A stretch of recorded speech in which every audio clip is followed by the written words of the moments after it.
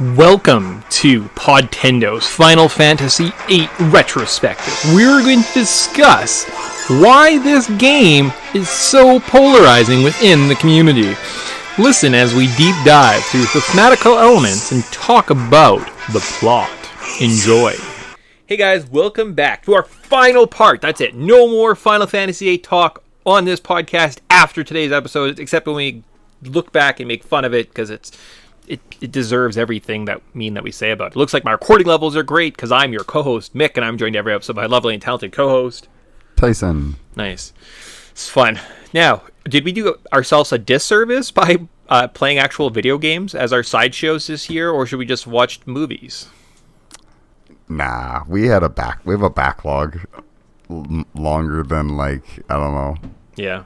Further than I've ever run in my entire life. So we got a lot of ground to cover. A lot of games to get through. All right. Yeah, and I mean we're gonna go through our ebbs and flows. So I feel like we're both geared up this year, even though Final Fantasy VIII has been a mixed bag. It has. I know. I'm almost like this and our next project. They do align with some movies. So I don't know how later in our year looks, but if we do need a reprieve, in theory, we do have a couple movies we could watch in accordance to, say, like Final Fantasy and the next series, right? So as like a spoilers, maybe we'll give ourselves a reprieve so we don't have to talk about these fun games. That's true. All right. And it would make sense because some of the talent that works on Final Fantasy VII branched off to work on that other part. So, But we're talking about, again, Final Fantasy VIII for the last time. I remember I actually went through, was it like last weekend I had some free time? And I listened to our entire Final Fantasy VII retrospective, just like the 7 parts. I thought it was good. It was really good. These ones maybe aren't so good. But I also think one of those games is one of the best gaming experiences of all time, and like the seminal experience. Another one's a pile of crap. So, yeah. That's kind of, that's, Yeah, and it's, I think Final Fantasy VII's like lightning in a bottle where it's just everybody loved it and it was so good. This is the best Final Fantasy VIII retrospective I've ever heard in my life. Yeah, and well, you kind of got to compare the two, and we haven't really talked too much about it. Oh, we're doing that. That is the end of this show. Is we're doing a Final Fantasy battle royale to find out who's better, Final Fantasy VII or Final Fantasy VIII. So, well, we all put in your bets now, kids. There's a heavy favorite. That's just how bad this game is, everyone. Like, we've spent more time almost talking about Final Fantasy VII and how great it is versus like this disaster piece of a game. So, yep. Well, maybe we should get into it. Yeah, I guess. But like, I used to do this cute thing, and I was like, last time we looked at these things. Today we'll look at this. I didn't do that, so we're just gonna have to suffer through it. I think literally it's just like we review the story of disc 3 and 4, talk about the ending, tell why we disliked it, and go from there. So Final Fantasy VIII Part 3, developed by Square, sold 8.6 million physical copies. Wow, it was released February 11th, 1999. That means this game is over 20 years old? Huh. Feels it. Huh. How long to beat is this game? At 40 hours. The price at release was $60. If you factor in inflation, that's $92.42 today. On eBay, it's about $25-ish to almost $3,000 for a graded copy. Don't buy that. $5 for a PS1 original on the eShop, or $25 for the remastered, approximately. You can play it on the original disc, on the PS3, on the Vita, the PS4, on the PSN, or the PS4, Xbox One, and Switch for the remastered. Ooh. Yeah, and on your mobile device, even though I don't know why you would want to do that if you're a masochist, maybe. But. Yeah, people just love being on their phones, I guess. It's the moral of the story. I also feel like some people just don't have access to these hardware. Yeah, fair enough. So. All right, okay, all right. So I guess that's it. That's the retrospective. You heard us talk about it last time. There was development details. There's literally nothing else to talk about. So we're back into the story so far. I feel like this is one of those fast podcasts. So, after a failed assassination attempt on the sorceress, our party awakens in a prison, must survive torture, and make a daring escape. We split into 2 teams. One will stop a missile base being launched. Spoilers, they fail, and it explodes. While the other tries to warn the Bellum Garden about the missiles. They fight rebels, their leader Norg, and pilot the school ship to safety. The school ship crashes on a fishing town, who save the mayor, are reunited with the exploded party, and take our forces into the town of Balam. From here, we have to check out the Sephi's garden. I think that's the girl, Sephi. Her name is like Sophie. Anyways, learn that we were all orphans and grew up together. What?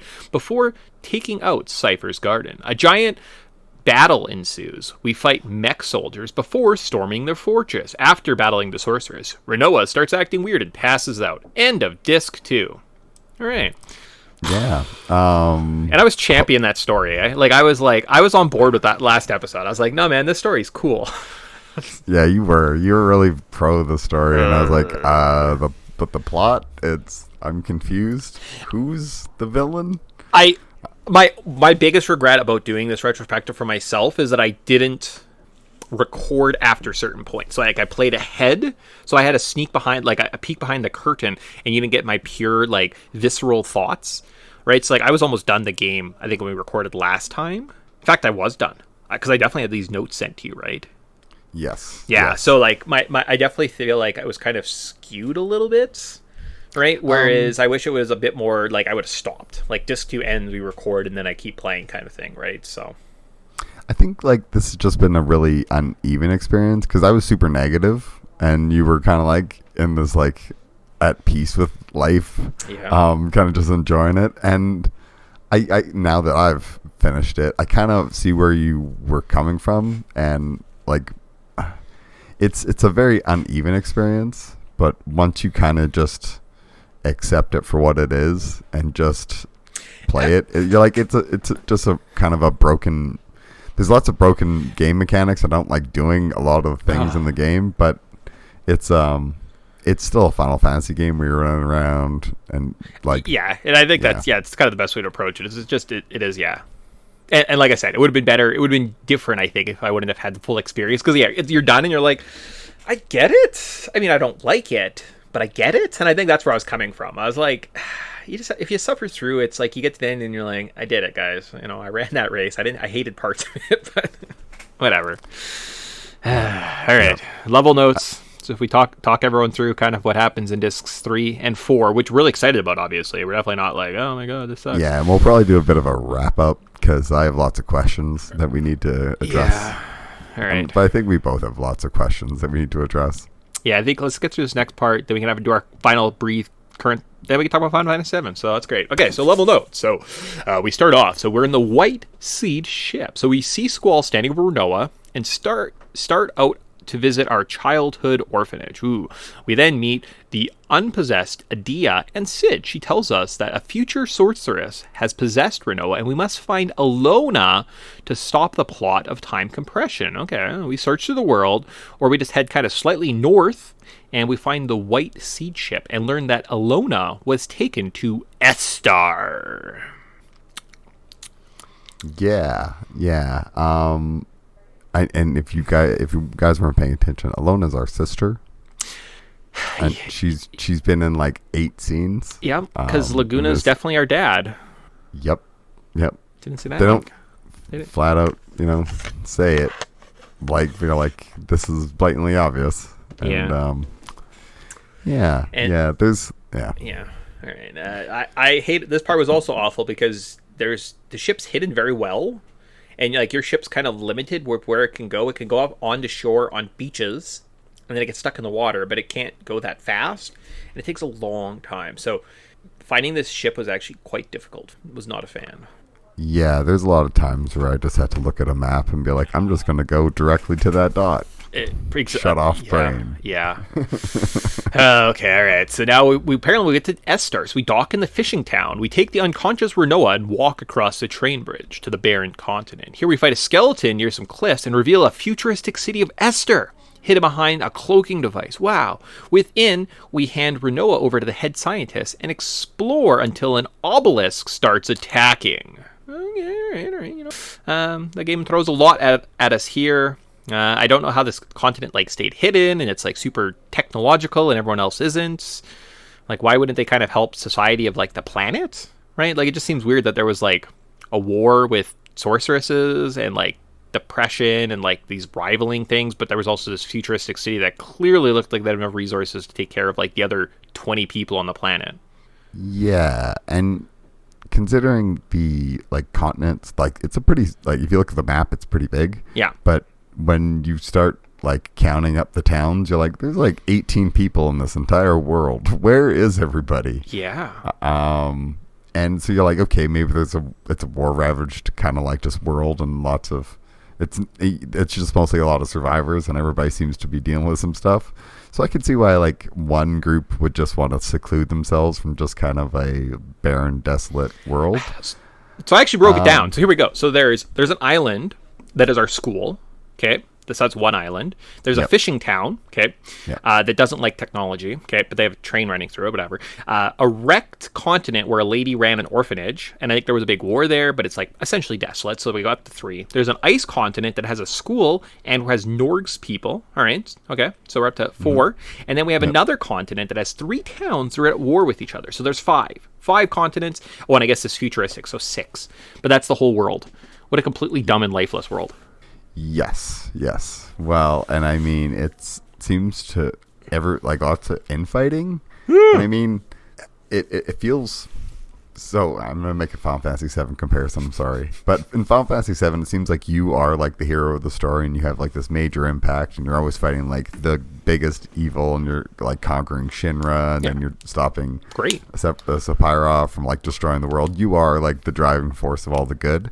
In this world, it seems like there's all this underlying conflict, and people just kind of like do not like one another, and there's just like this war. Like I just started like kind of picturing it as a post-apocalyptic world where everybody's just like really miserable, and everybody has a gun, and everybody knows how to like deal with like stuff because everybody's been in some sort of conflict, and that's kind of like where I take it, because it seems like there's not a happy place in this world, where in Final Fantasy VII, like there's lots of the smaller communities that seem quite like the music's more serene, and it's very like blissful, and you kind of feel like there's hope in the world. Where here it's like everybody's miserable, and like you're just a bunch of kids running around trying to just like solve inner conflicts, but you're never really making any headway because you're not like, there's always just going to be conflict. What's the thing? So, there's only 4 towns in this whole world, and there's 3 schools that are like private militaries of kids that solve conflicts. So there's 3 private military groups controlling 4 towns. Yeah, but one of them's like constantly fighting and controlling areas, like the Galbadia. Yeah, I want to say they're always running around like they were the people who were holding or infiltrating the town, and we had to help out in the first mission. But it's like, I don't know, it seems very moot. Like, what were they fighting over? Resources? Because apparently there's a lot of resources on the planet. There's a giant They were fighting over the radar dish. They wanted to turn the radar dish on because the radar dish was shut off for many years because it was... So that he could broadcast that he was going to take the sorceress back. Yeah, but there was a mysterious signal or something along the lines. I had to do some research into this because I was so lost and confused about what was the point of anything. So, like, the Galbadia people were, like, infiltrating that area to turn on the signal. Okay. Because, like, that was bring back the sorceress. And I think Sid was trying to prevent that because he didn't want the sorceress to come back because he liked Adia the way she was. Interesting. That almost makes sense. Yeah. Hey. So Sid was kind of up to his own shenanigans, but you really got to read into a lot of the subtext here. I suppose. All right. So where are we at? Oh, we're almost at the end of this. That's pretty exciting. I'm glad. So apparently there's a big obelisk thing attacking this futuristic city. So we split up our party. The ground group must try to rendezvous with the flying fortress in 3 locations across the city while fighting evil creatures. Once you make contact, you head inside and explore. You come face to face with a defense bot, which will chase you out of the battle and to the next group. So I think I missed the plot here a little bit. I didn't know where to rendezvous with the ship. The guide kind of said, just wait here, or like go to the 3rd location because it'll always be there. So, and I kind of feel like my rank was also terrible at this part of the game because I started only getting like $500 or something as like my salary, and I was like, oh yeah, that's too bad. Good thing I'm cheating. Yeah. And thank goodness for just turning off random encounters. Yeah. So. Yeah. But now, one of my favorite parts of any game ever is this next sequence we're about to talk to. So we split our party up. So one of our party, which is Squall and Renoa, and another party member, heads to outer space via a launch device, which I feel like is also very a feasible way, right? Like it's big kind of railgun that has like a little ramp, and they like launch you into outer space. And I feel like that's probably like where space technology is probably going to go, in real life, right? Like in my mind, that makes, instead of trying to shoot things straight up, like build up the speed and then have it like launch up into the air when it already has the velocity built up, right? Yeah, well, and I think as resources become more and more restrictive, Yeah. like it takes a lot of gas and like jet fuel or whatever the heck the rocket jet fuel, like that's a lot of like flammable combustible material that needs to come from somewhere. So, and like you can only, there's a finite amount of that, so you can't just send a million rockets at outer space, because eventually we'll just run out of Or we just rocket fuel. build a giant tower and you just climb up to outer space. So that's the other option. So, all right. Or build a ladder to heaven. That also works. So why not go to space for an hour in this game? You know, seems random. The monster puzzle on the ship was kind of... Wait, did I get there? No.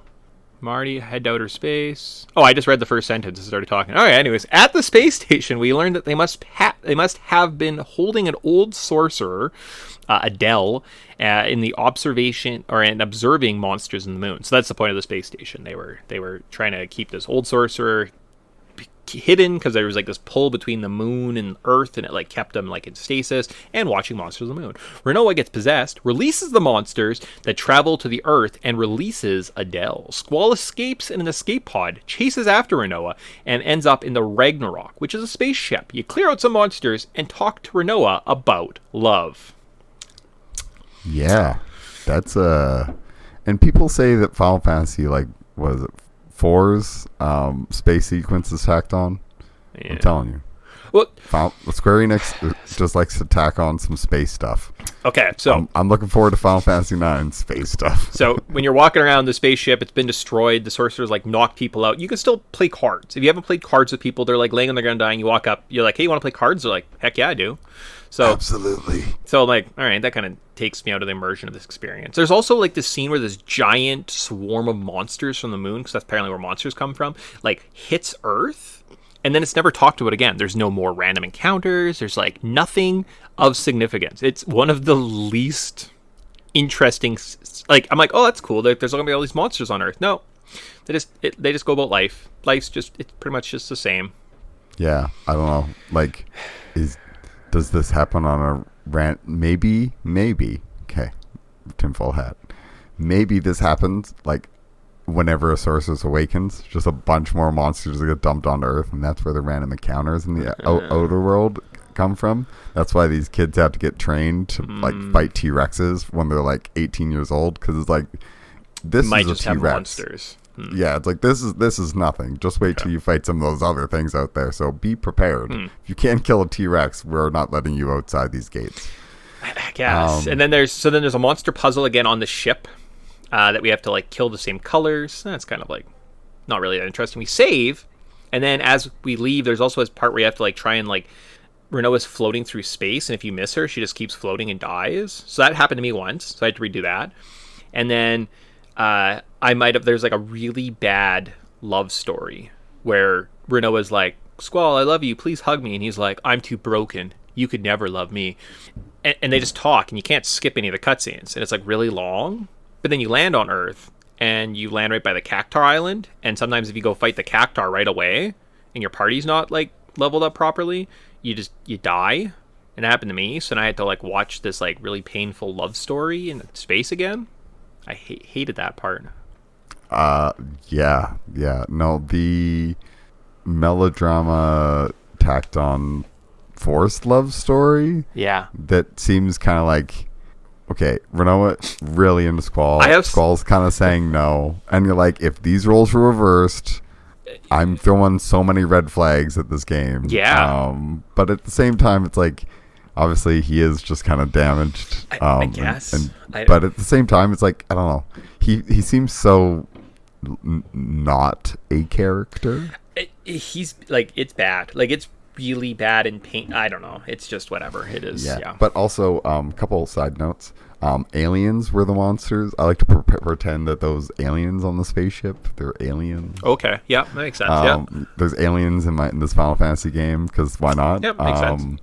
And the other thing is, that like CGI thing about the like monsters, like that is the most anticlimactic. Like such a badass entrance of all these monsters where you can raise the stakes and just nothing of it. Well, it's like, Yeah, like even if they're like now they're every monster that you've fought in the game, there's a king monster, and you can like go monster hunting in the second half of the game after this point, and you can go fight like everything, every monster you've encountered. There's like a giant boss version of it. If you kill them all, you get some reward. Cool, awesome. At least you brought it up. But like they just sort of like, oh no, look at all the monsters that went to Earth, and nothing is different. Yeah, well, it kind of feels to me like this is a moment like in Final Fantasy VII where they were like, here's the Ultima machines and all the like those like ruby weapons all running around. It's like, go kill these things. Here's a reward. Here's a side quest done right. It's like this game's like, nah, we're gonna force this melodrama down your throat. So listen to Renoa try to force a relationship with Squall, who's just maybe a dude suffering from PTSD and needs to see a therapist. Like, and a therapist that's not gonna like hit on him, because I feel like he's just was trying to do that role and then was like, but why don't we date? Yeah. I'm only like 1 year older than you. It's like, this is crosses so many lines, guys. And I think one of my biggest problems with this game is so that part there with the monsters and this next part that we're going to talk about. So we're back on Earth, right? So we come back to Earth, great, but Renoa now knows she's possessed by the sorceress, which means essentially she needs to be locked away just like they did to Adele. Perfect. So back on Earth, Renoa sacrifices herself to a group of scientists that mean to imprison her to stop the sorceress. Cool, great. Our team joins up on the ship, and then we go and break Renoa out of prison. So we have to have this moment where he's like, oh, I'm so sorry to see you go. And then our party's like, hey, we better go get Renoa. You're like, yep. And I'm like, where are the stakes in this game? Right? There's nothing. There are no stakes. No. Monsters come to Earth, nothing happens. Renoa's like, oh, I better prison myself. Like, oh, better not. Who cares? Yeah. And it's like one of those things where it's like, it feels like the sorceress is like, should be this lingering threat. Yeah. But it's like, we defeated her. We could probably just do it again. We're actually stronger than we were then, so like, I mean, bring it. But then it's like, oh, but Renoa's possessed, and you're like, yeah, but we defeated Adia when she was possessed, and now Adia's still walking around. She actually joined our party and seems pretty chill. I don't I don't know. Yeah. It was one of those things. I'm like, as soon as she went away, I was like, if we get her back right away, I was like, that actually almost breaks him. Literally, it's like they have a scene on the spaceship where they're like, we should just hug, and it's like, then at the end of this whole sequence where we break her out, they have this she falls into his arms and they embrace for the first time. It's like, my goodness, you should just hugged on the spaceship and we could just cut this whole section. It is as bad as the love story in like episode 2. It's that bad. But on the plus side, after this though, we get to go back to the futuristic city and we find Laguna is the president here. Oh, we meet his gang. We meet all the guys from all the flashbacks. And we're like, oh, that's neat. And we're like, oh, so Laguna's just like this president. He was like war hero. Makes sense. We decide to go and get after Cypher on the lunatic Pandora, because apparently Cypher's still like, around, and rescue Alona. Aboard the obelisk, we have to fight the guard robot and take on a boss, Cypher. I just spammed my strongest attacks. He went down. And afterwards, Renoa wanders off and Cypher jumps up and goes after her. Are you fucking kidding me? Yeah. Did you get the fun cutscene with Odin? I didn't, no. Okay, so if you've unlocked the Odin summon... Oh, yeah. And, like, Odin comes and he goes to one shot, but then Cypher kills him, and then he, like, comes back and he's all bandaged up. Yeah, and he's actually... Is Gilgamesh now? Yeah. Yeah, so pretty cool. I just had Gilgamesh. I wasn't really sure. I wasn't paying that much attention, obviously. It was until afterwards I was watching a video on it. I was like, oh, neat. Interesting. Huh. Yep. It's like one of those times where it's like, wow, this actually like makes the whole GFs having life make sense. Yeah. I'm like, this is kind of, I like how this was done. I wish they would have expanded on this idea. Yeah. What kind of notes do I have? What a bunch of BS. She leaves, only go after her. Yeah, that's dumb. So stupid. I did some grinding for this part, and I leveled up Renoa a bunch. And then she wasn't on my team, so then I was just kind of left with like some losers. And I was like, I hate that so much. Like, why do Final Fantasy games think that's fine? Like, I get with Eris is a thing, but it doesn't mean every game has to like just take one of your party members away. And I was like, yeah, it's annoying. Yeah. I don't know. And it feels, especially if they're one of your main party members, it kind of just sucks. I was doing some grinding because I was wanted to get Bloody Squall's ultimate weapon, the Lionheart, because I was like, why not? This is something I usually do in every Final Fantasy game. Let me get the best weapon for the main character. Of course, why not? How much pain could this cause me? All you got to do is just literally just go into the selection menu with all the items and get it. It is bad. So yeah, I had to like farm out this one area, this one like little area for blue dragons, but the RNG in this game is kind of busted, so you can cheese it. So a tip, if you run into an enemy that you want to keep farming from, once you beat that enemy, you can just save the game, exit to the main menu, load that thing, the next enemy you run into will be the exact same. Yeah, and just repeat. So that helps. Okay, nice, good. But I gathered all four, like supposed to gather 5 of them. I apparently only had 4, so after like going to the next item and grinding that all out, I had to go back and regrind that area, and I was just like, this game just hurts my soul. It sucks. I did very little grinding up until there was one part. One part I was just super like weak. It might have been actually the end area.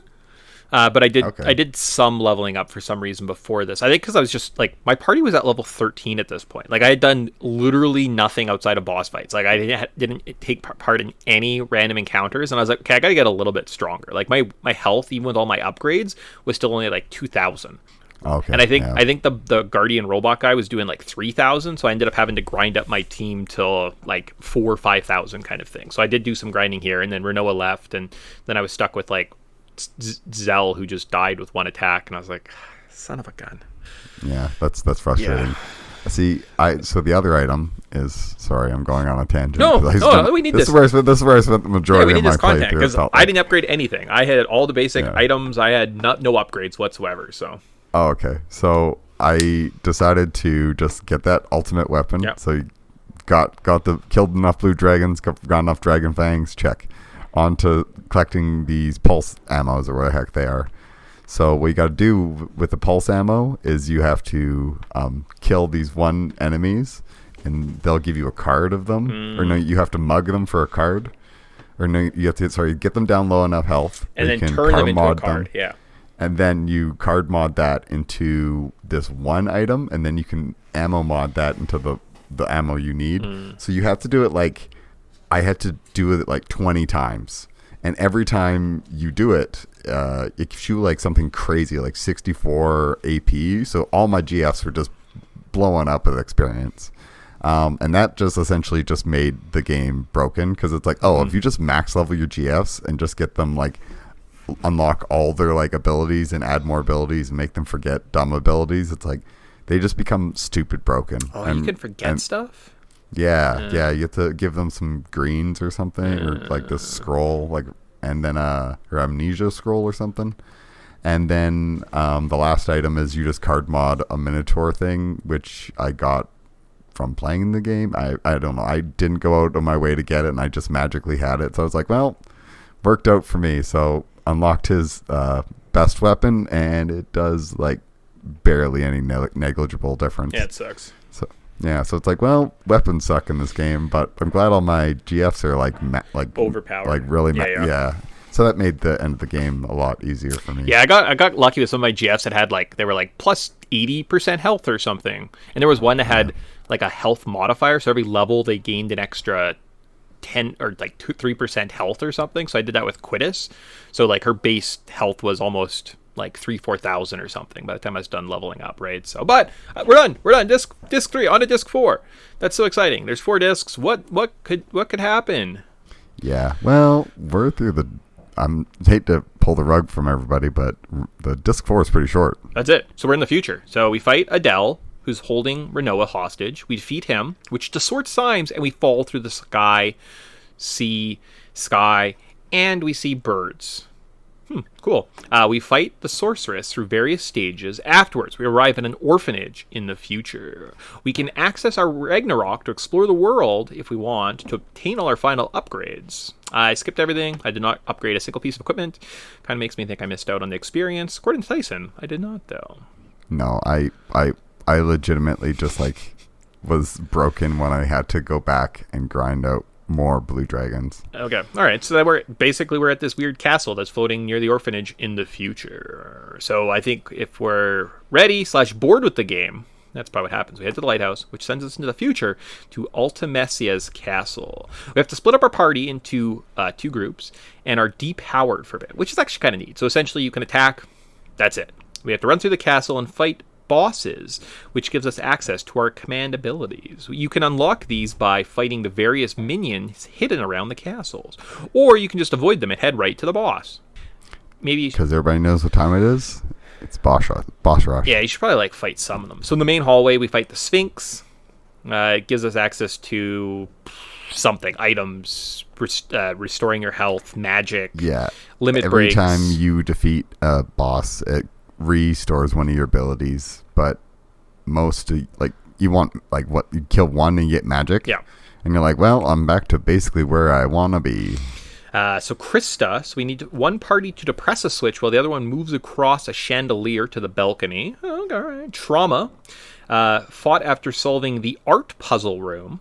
I just looked up the answer online because I couldn't figure it out. The red giant in prison. So maybe actually the best boss fight in here. So he can only be hurt by magic. If you don't have it unlocked, though, you're doomed. You're like, great.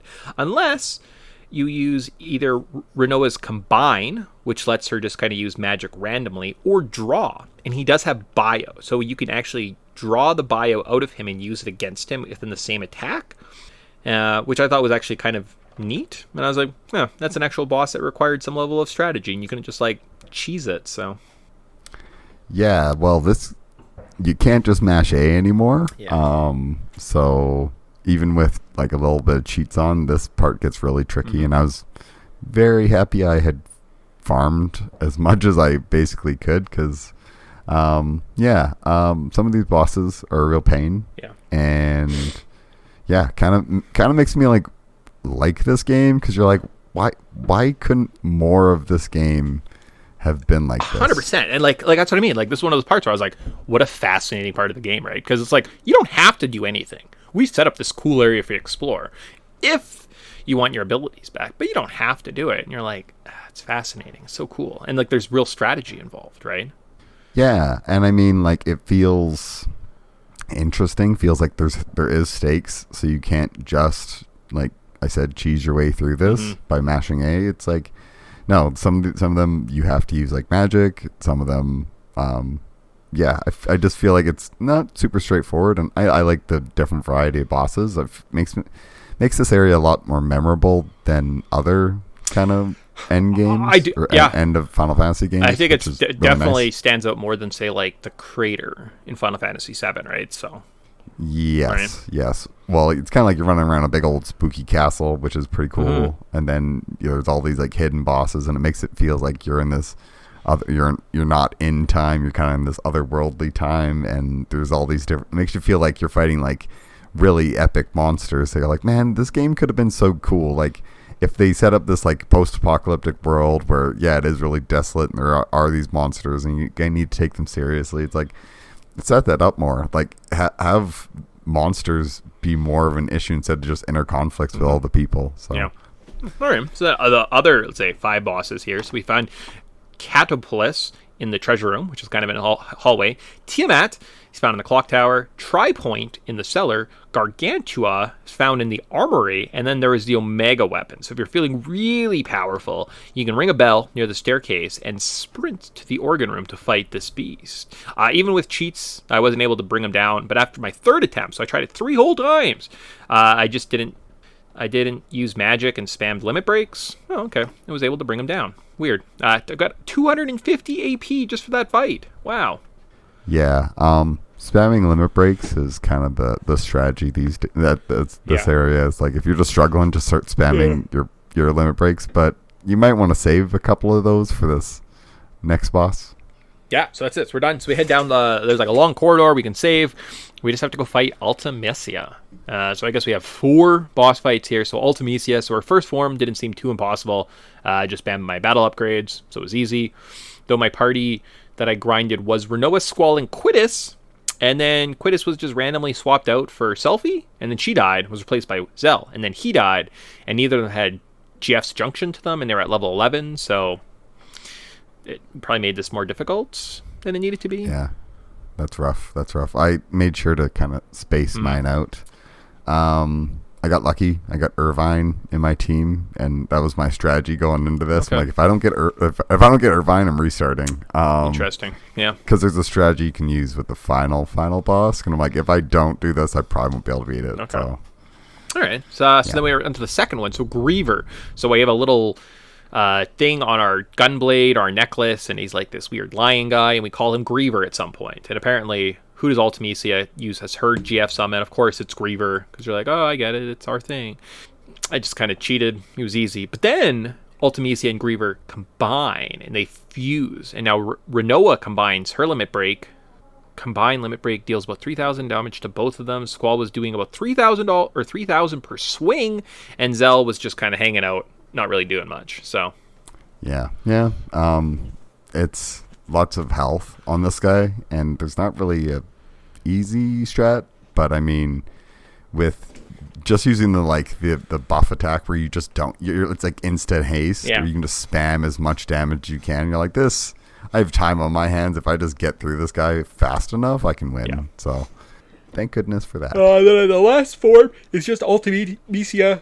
During this form, I think I just straight up killed Zell with Renoa, because I was like, you're just a waste of my time. You're not doing enough damage to keep alive.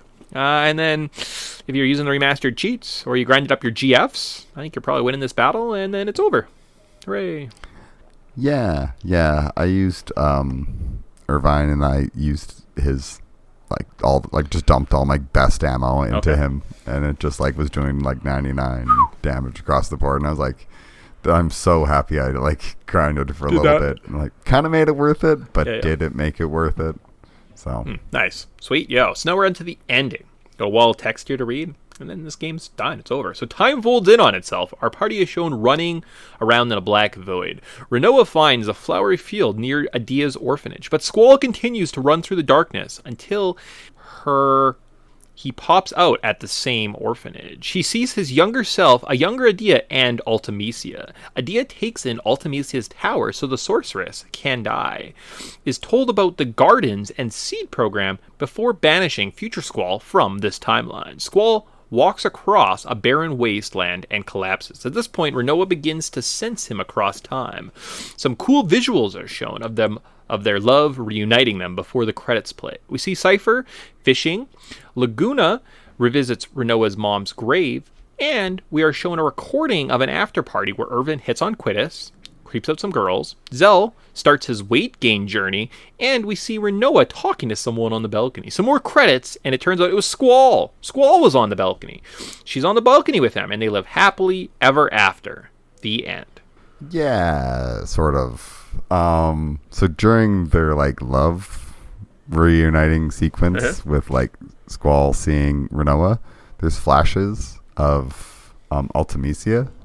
Okay. So this is a kind of a crap theory, but some people theorize that Renoa's Ultimecia, who has to go back in time and during this whole messed up situation, and she eventually becomes that, and that's so it's interesting, and it's I like that they're playing with the whole time idea, but writing time stories is convoluted and complex, and you have to really have it nailed down. Yeah, I think in a world where there was two different timelines, and Laguna was more fleshed out to be an actual character, and his timeline mattered more, and we could affect the past and the future, I think this is maybe a cool ending, right? And you're like, oh, neat, but it's just kind of oh, I get it. You killed the sorceress, and that gave the power to Adia, which then started all these things so you could kill the sorceress again, so that she ends up... It's just bad. Yeah. And I mean, what was it? Even in the first Final Fantasy, Golbez, you kill Golbez, and then you have to... Then the people from the future go back and resurrect him, and he's the bad guy, and then yeah, that's right. And he takes the fiends from the future, and he brings... All right, so all Final Fantasy games are messed up. Cool. Yeah, and they all have to play with time and do dumb, goofy things. So it's it's kind of par for the course, but at the same time, it's it makes what makes this game so frustrating to me is there's so much potential here. It's if they could have just if this game got remade and you could fix a lot of the issues and make it post-apocalyptic and really emphasize how horrible the monsters are and this world just sucks, and that's why a lot of people's at war and they hate each other because they... Anyways, there's so much to play off here, and you could kind of fill in some of the time stuff instead of just being Squall going back and being you created this. It's like, what? I've never even heard of that. It's like, what? It was your idea. And it's like, ugh. We're doing the, like, go back in time, Marty McFly wrote Johnny B. And I think one of my points from the last one is they allocated so much of their resources to making this more of a technical wonder that their super ambitious story fell flat because they didn't have the time to clean it up, right? Because they didn't have the resources to bring a writing team in to like make sure things made sense, and a continuity team was lost, right? Because they were putting too much time into the technical aspects. And this is just the mess of the experience, right? You say, oh, technically it's a well-run game, right? Like it does really cool stuff for the PS1 era, but it like misses the nuance of a game. Yeah. And it's just kind of such a mixed bag. Yeah, makes you want more. And as a Final Fantasy fan, it like kind of leaves a bitter sweet taste in your mouth, because you're like, I didn't really like that experience, but at the same time it's like kind of got my brain going to be like, what could have been. And it's just, and you're like, that in itself is kind of like shows that there is a really cool world here. Just I want more of it. I want it to be kind of fleshed out better and fixed. Well, and it's just it's just bizarro too, right? Because it's like, this is people's favorite Final Fantasy game. There's people out there that are like, this is the best experience. So like, if they started with it and they had this as a child, they're like, no, this is the best. Like, it's the most complex. You're like, that sucks. Like, who hurt you? Yeah. And I mean, everybody's got their weird game that nobody else likes, but they somehow randomly just enjoy. But to like die on that hill, like Final Fantasy VIII's the best Final Fantasy games, like, maybe don't. That's bonkers. Absolutely, but it's like me being like the the best first-person shooter of all time is GoldenEye. Yeah. No, it's not. It actually isn't. No. Like, you can have nostalgia and the nostalgia, but like, whatever. It's just you can say you like. I don't know. I have no problem being like, I like this and I enjoy this experience. As soon as you're like this, start putting definitive things like this is the best thing in the world. That's why like top 10 lists are kind of silly to me, because it's like, ask me any day of the week and it'll probably change. I don't, and I'd be curious to say, it's like somebody that plays 6, you're like, cool. 7, you're like, wow, amazing. 8, you're like, huh? And then you play 9, you're like, oh, that was fun. And then you play 10. Like, I like to crap on 10 because I think it sucks. But compared to this, that game is like, I mean, I guess. Man. Like, I thought that game had a confusing, convoluted story. It's like, that game is a children's book. Yeah. It's like, it's so well written and just concise, and they've cut out all the fluff. It's like, where's the fluff and the pointlessness of the meandering? Right. Like, where's the disc 2? I don't know. So let's see. I have some current thoughts right now. Let's see what I wrote. So, what an experience. The overall mechanics of this game were awful. The junction mechanic wasn't fun or interesting. The lack of weapons and equipment left so much to be desired, and destroyed my interest in exploring the world. The world seems dull and uninteresting. The characters were some of the weakest I have seen in a Final Fantasy. I can't imagine anyone thinking that these bland, lifeless characters are their favorites or having strong bonds to them. There are tons of forced minigames throughout the main story that were unnecessary and would affect your rank, which I believe only exists to make you feel bad about yourself. The narrative, on the other hand, was crazy. We had crazy parade, Squall died, half our party exploded, we drove around in our school, we found our lost civilization, or a lost future civilization, we went to space, we traveled through a time distortion. The only reason I suffered through this game was because of the bonker narrative. I did like the final castle, the puzzles, and unlocking your abilities was great. I would be interested to play it normally because it would be one hell of a challenge. Yeah, so that final part would be, I think, a real struggle if you were to have played it normally without cheats. So it's like something I was like, I could almost like see that being like kind of worth it. But there you go. There's my experience. I think I kind of echoed all those before I said that again. So yeah, but you summed it up quite nicely. And you hit on a lot of the points. Final thoughts. And I agree with all of it. Yeah, I was gonna say, do you have anything like it's gonna change the world by saying that, or is just like this is a flawed experience? We did it. We didn't quit the podcast, so it's exciting. We did it, everybody. I think we conquered this mountain, and I'm happy we did it. I'm happy to put Final Fantasy VIII on the shelf and be like, of games completed, but it's like, God, this is a game I'll probably never ever pick up again. They're doing a remastered of Chrono Cross coming up, which is like kind of like the sequel, prequel, side story of Chrono Trigger. Yeah, I saw that, and the price was like $25, and I'm like, I might need to put my money down, but I'm waiting. Gotta wait till it releases. Yeah, and like, tempted to maybe play that next before we get into Final Fantasy 9, but 9 or like that are definitely coming out, and I'm only ever going to play an old RPG that is remastered because I just don't have time to like do those little grindy stuff, you know? Yeah, well, especially in this game because it punishes you for having a higher level. Yeah. And I understand that, yeah, you could probably just break it earlier, but at the same time, it's so the game like the fighting mechanics is busted, and it only gets fun once everything's unlocked and you feel like your characters have progressed. But you only feel like your characters have progressed if you methodically went through it and grinded up all your GFs and got all the proper things unlocked. Because like the auto, like as soon as you learn like an ability, it's just like it's dumb. Yeah. It wants to go to like, no, you need to learn this horrible thing that you're never going to use. You need more GF health, and you're like, no, I need everything besides this. Yeah, no, it's, I don't know, bizarre. Goofy. So one thing we could change. We have our final segment of this podcast, I guess, and then a theory. So one thing, you can only change one thing. I'm going to change the junction system. Give me materia, give me weapons and armor. And then maybe it's more manageable, right? Like I want to explore a little bit more. The crazy ass story I think would reach more people because the game mechanics aren't just broken, right? Like it's actually just a broken mechanic and it's not fun, right? So if you kind of give me that old Final Fantasy and maybe it's a little bit more manageable, right? But I do think the game is just too flawed that changing one thing restores this experience, right? They experimented, they failed. Let's move on. Tyson, if you could change one thing, what would you change? I completely agree with everything that you said. I would choose that, but just to add like something else, I would change. I kind of been hammering this drum for a bit, but this whole podcast. I really like. I think if you did this like more post-apocalyptic, I'm telling you, there's something here. Like if this world was just like monsters really like mess up our like the way Final Fantasy X handles something so well. It's like the impact of sin running around. Like everybody just feels like kind of in constant fear and like a little bit like helpless.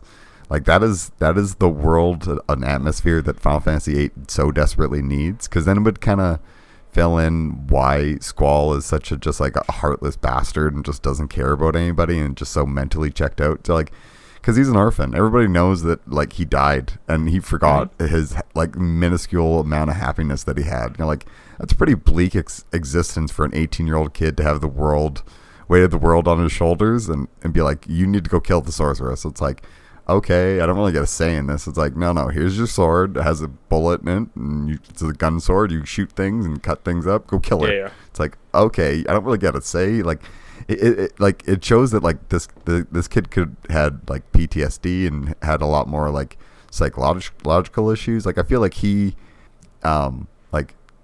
Cloud's mental health issues are really like kind of muddily handled, and I feel like they should try to attempt that again with Final Fantasy VIII and Squall, because if you fix the world and make him a little bit more like traumatized, I think that this game comes off less bitter and you kind of accept it for what it is, because the world would be like that much more amplified, because I feel like that's the underlying atmosphere, just not really accentuated. It's just such a like again, so many flaws. Like how do you just pick one, right? Yeah. Yep. And I don't know. I guess I kind of get where they were going with Squall, but I've also heard the translation for Squall in the English version is bad. Like he's supposed to be a little bit more what's the word? Apologetic? Where he's like, I'm sorry I failed. I can't be a leader. I'm so sorry. Right? Whereas opposed to he's like, whatever. It's supposed to mean like, I'm sorry. I don't have any meaning in my life. Because he is so apologetic, like you feel bad that way.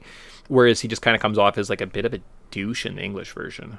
Yeah, and he just seems like really disinterested. Yeah. Even though everybody's like relying on him, he's like, I don't care. Oh, he's like, whatever. Renault's hanging on by a cliff. I'll get around to it. Well, he better go. I'm gonna go fight this guy on a rock, or like on a mech jet. That pack. seems like the best use of my time right now. Yeah. Stupid Squall. Yeah. God damn it, Squall. All right, anyway, so how about a final, are you buying it? So here we go. We don't like Squall. We'll really love this one. Squall is dead.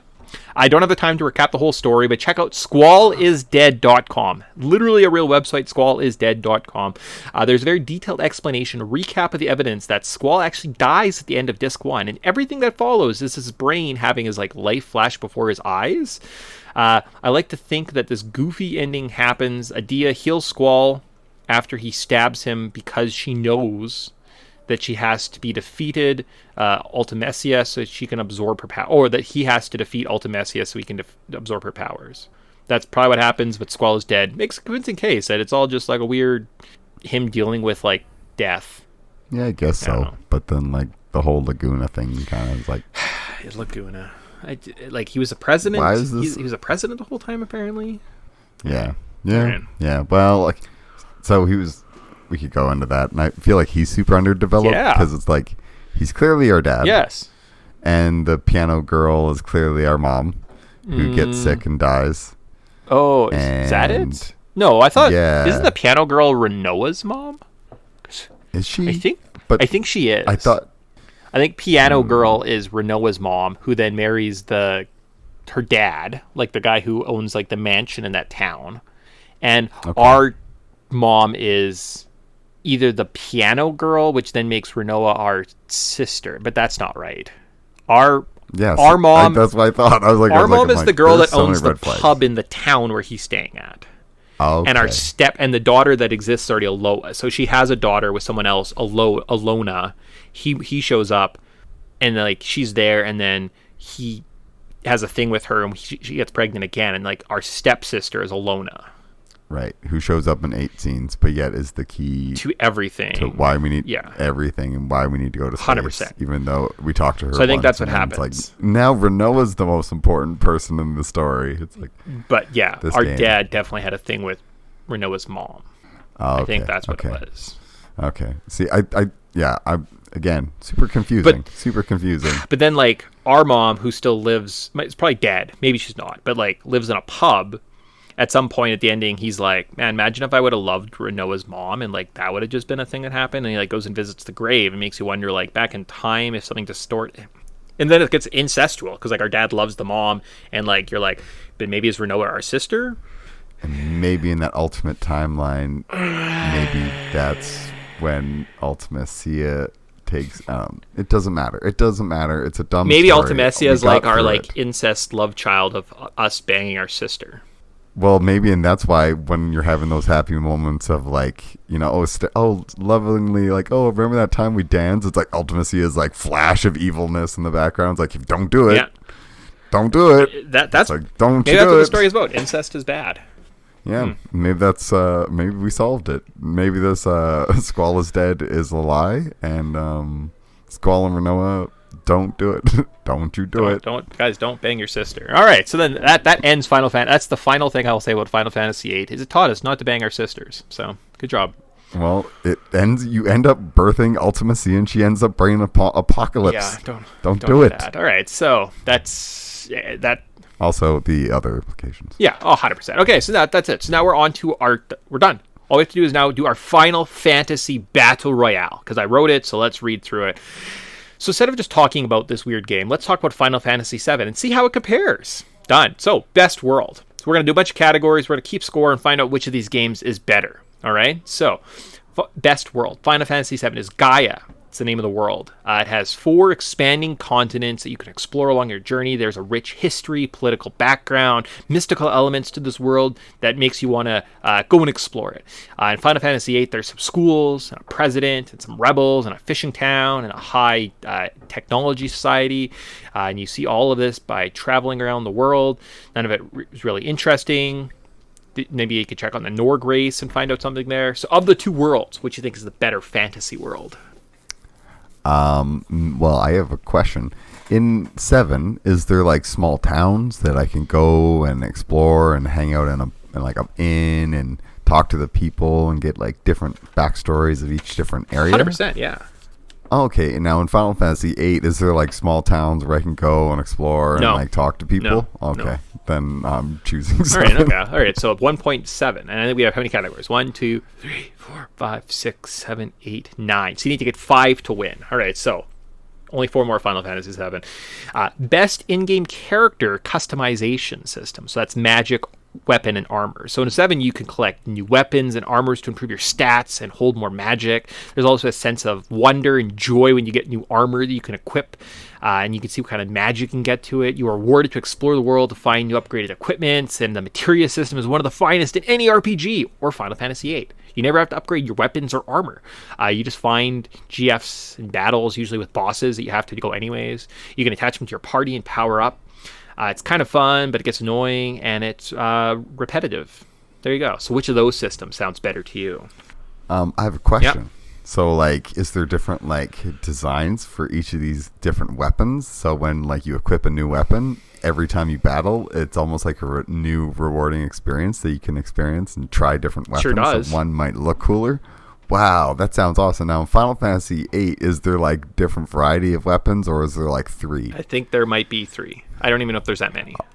Okay, well, I think I'm going to go with Final Fantasy VII. All right, well, Final Fantasy VII, you're running. We only need 3 more. So, best support party. Okay, so in Final Fantasy VII, so people still talk about the strength of these characters. Everyone has their unique backstories and reasons for people to love them. We discover their tragic past, and we want to help them grow. In Final Fantasy VIII, all the characters have the same backstory. They aren't unique in any way outside of their limit breaks. So, I have a question. Okay. In Final Fantasy VII, do the characters? I know I like this bit. Do the characters have like different histories where you they learn their could backstories? 100%. Yeah, you learn. Interesting. So like, and they each have like unique personalities where one might swear more. Yep. Interesting. Now, Final Fantasy VIII, does everybody have their mind wiped? So they're all just basically blank slates and could be replaced with mannequins? Yes, they all grew up in literally the same orphanage. So. Okay, I think I'm going to choose Final Fantasy. Look at that, 3. Wow, look, it's killing it. All right, so now let's see if we can get into. So which one has the best flying school? In case that's the category. Best. So Final Fantasy VII. So we get a plane, which is boring. We have a plane boat, actually, a car, which is also boring. A sub. That's not a school. Flying ship. Definitely no flying schools. In Final Fantasy VIII, we get a flying ship and a flying school. So I mean, the advantage has to be pretty clear.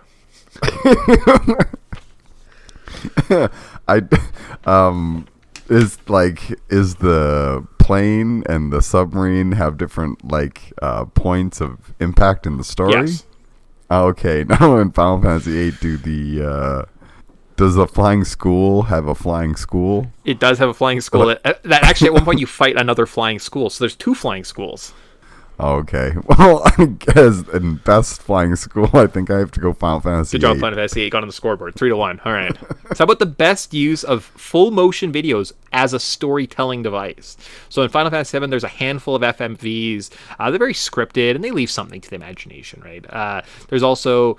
the characters are very blocky, doesn't look very realistic. Versus Final Fantasy VIII, the cinematics in this game are amazing. You actually play through cutscenes. You have to run along as cutscenes go on in the background. The FMVs still look pretty good today. Like, they hold up from a technical aspect. So which of those has the best FMVs as a storytelling device?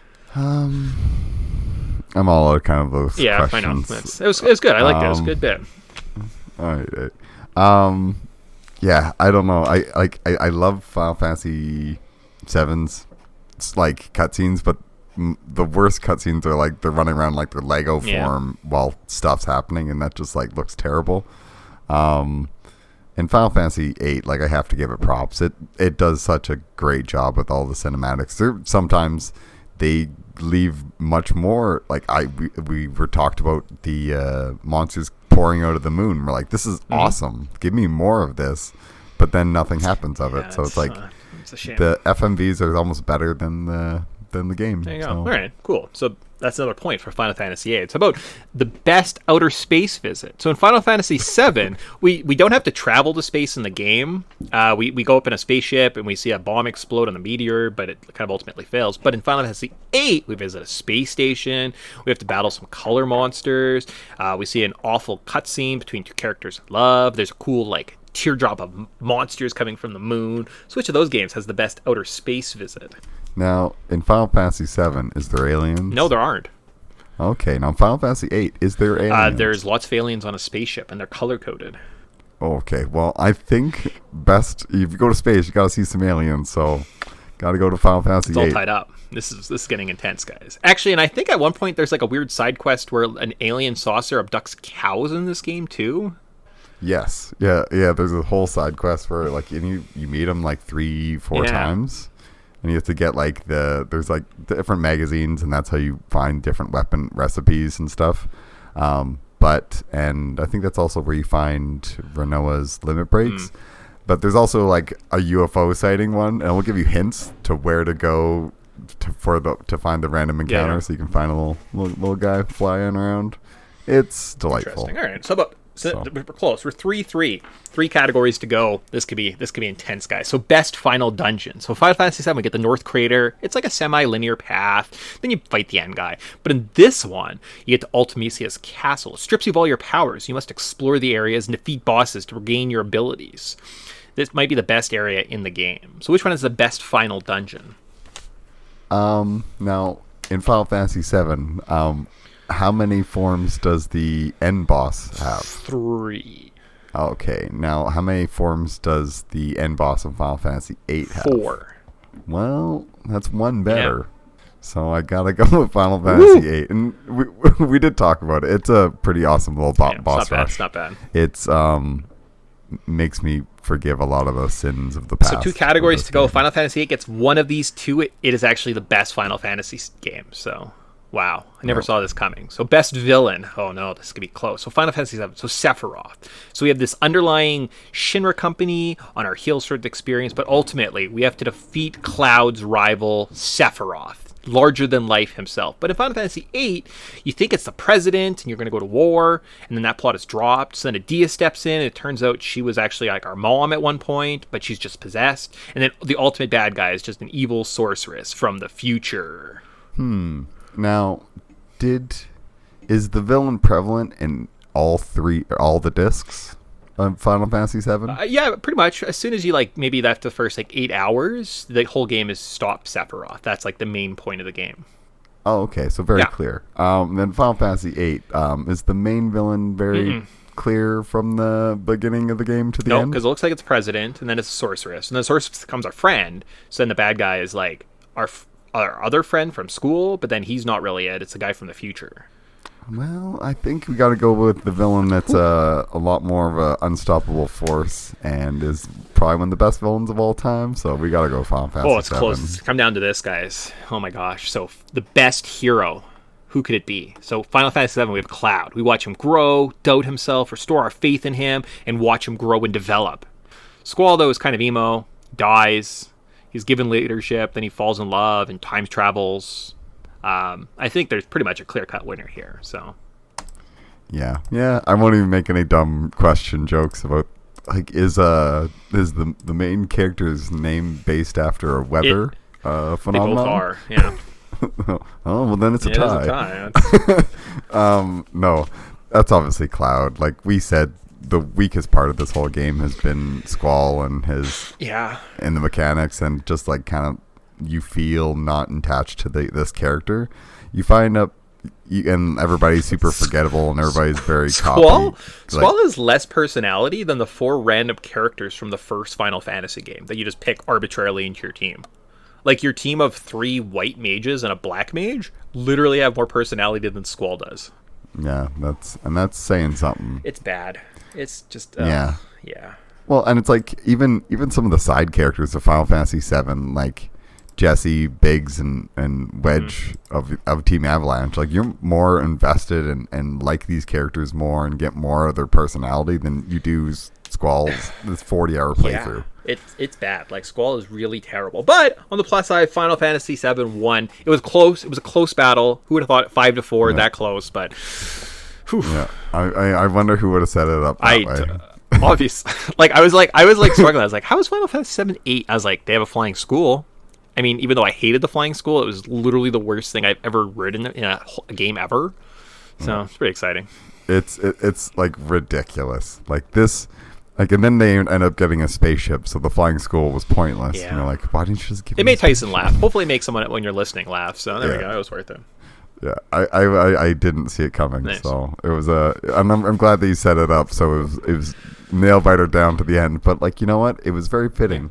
When it comes down to comparing 2 franchises, and you kind of look at your heroes, and you're like, who are you more invested in? And Squall's a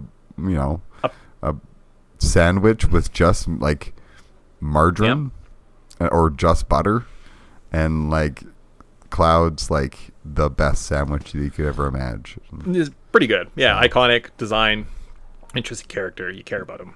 That's the point. Yeah. So, but that's how the most fitting way to talk about Final Fantasy VIII and this retrospective is to talk about a much better game. Yeah, absolutely. We'll be referring to Final Fantasy VII for forever. Pretty much. So. This is just a blip. We played through it. I'm glad I played through it at least once in my life, and now I never do it again. So hooray! Yay. Yeah, now we gotta look forward to 9 or Tactics, or if I can talk Mick into playing the other games like Origins and Anthologies. So we'll see. Nice. Sweet, yo. Cool. So with that, I think that kind of ends the show. We're back in we're doing a different project. We're going in a different way. We're doing a different little retrospective on a game series. It's something that's near and dear to our hearts after this. So we got to get this bad taste of Final Fantasy VIII out of our mouth into something good in the future. So I'm looking forward to that one. Yeah, and I think it'll be a fun change because it's a lot shorter of an experience. So we'll meander less. There's not a whole lot of stories to talk about and characters and plot development. Just going to be strictly fun games. So. Well, and in theory, these side tangent thing was supposed to be shorter too, so the fact we've been going over an hour on this, I mean, it's fitting. It's a long game. There's stuff to talk about, but we did cover 2 discs. True enough. All right, cool. So with that, I think that's it. We say goodbye and take care. Cool. See you guys in 2 weeks. Bye everybody.